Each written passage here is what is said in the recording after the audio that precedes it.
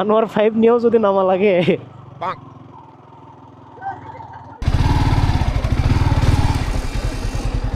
কোন দিকে যাব কিছুই বুঝতেছি না ভাই, কোন দিকে?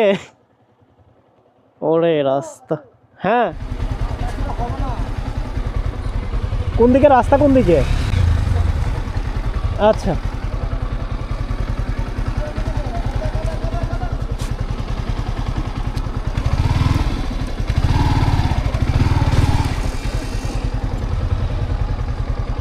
কি অবস্থা ভাই? তো বলতেছে এদিকে রাস্তা। তো যাই হোক, এমন একটা জায়গায় আসতেছি, মানে যাচ্ছি, যে জায়গায় এর আগে লাইফে কখনো যাইনি। যদি জায়গাটার নাম আমি বলি, এটা হচ্ছে, লাগবে না, আনোয়ার 5 নিয়েও যদি নামা লাগে। This is Anwar 5। এটা হচ্ছে আনোয়ার 5 এর পাওয়ার। আগে আসছি আমি এই ফার্স্ট। আমরা এই জায়গায় আসছি, মাছ ধরতে আসছিলাম বাপু এটাই। তো এটা হচ্ছে কুতুবপুর যমুনার বাঁধ বা যমুনার পাড়। লাইফে ফার্স্ট টাইম এই জায়গায় আসতেছি। যদিও এখন ঘড়িতে সময় 5:56, মানে অলমোস্ট সন্ধ্যা 6টা বাজে। সেই টাইমটাতে আমরা এসেছি।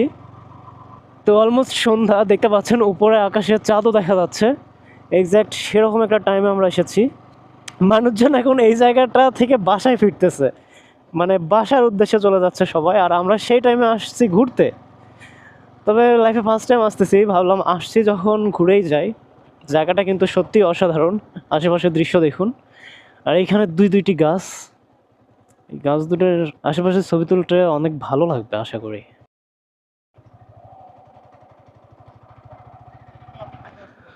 হু,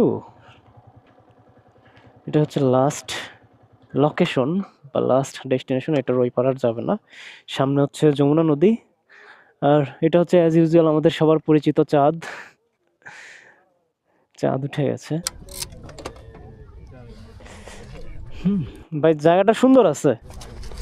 ওই ওই জায়গায় যায় তাহলে লস করছিলাম আমরা। টাকা উসুল, মানে তেল উসুল। এখান থেকে অনেক কোথাও তো যাই হোক, এটা হচ্ছে কুতুবপুর যমুনার বাঁধ। ছোট্ট একটা বাঁধ এটা, কালীতলা ঘাট বা প্রেম যমুনার ঘাট যেটাকে বলে, ওইটার থেকেও ছোট। মানুষজনও এখানে কম, মানে যদিও সন্ধ্যা লাগছে এই জন্য মানুষজন কম। এছাড়াও মনে হচ্ছে মানুষজন এখানে একটু কমই আসবে, কারণ মানুষজন আসার যে কারণ, এখানে কোনো দোকানপাট ওইভাবে দেখতেছি না। মানে অনেক সময় দেখা যায় যে যেখানে মানুষজন বেশি আসে এরকম জায়গাতে আশেপাশে দোকানপাটও অনেক বসে, বাট এই জায়গায় ওইরকম দোকানপাট নাই। এজন্য বোঝা যাচ্ছে এখানে মানুষজন